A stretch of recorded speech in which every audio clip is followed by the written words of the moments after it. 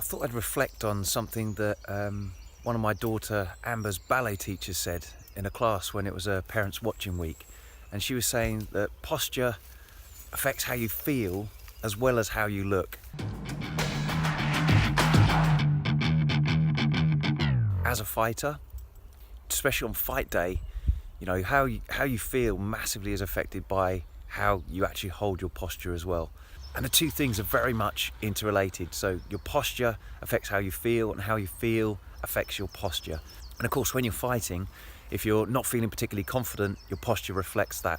So if you adopt more of a confident posture, you'll actually start to feel a lot more confident as well. So for me, posture is your ability to hold either the static or dynamic positions required of your body in your sport or activity.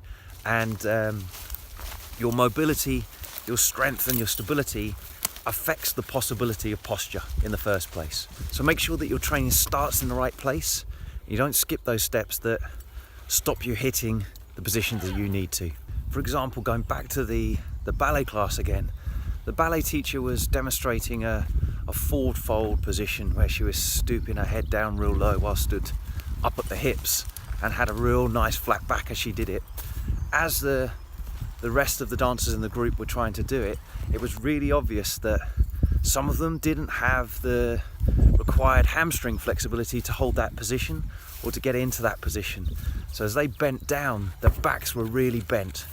So they were just folding from the spine rather than from the hips. And that's just an example there of how your range of motion, your mobility will affect your ability to hold the postures required in your sport or activity. And that's probably a more extreme example, but it's true in all movements, and I see it in Muay Thai as well.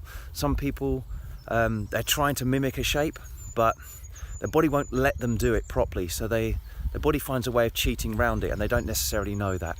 So that kind of disparity between what you believe you're doing and what you're actually doing, it's really worth having someone watch you and feed it back.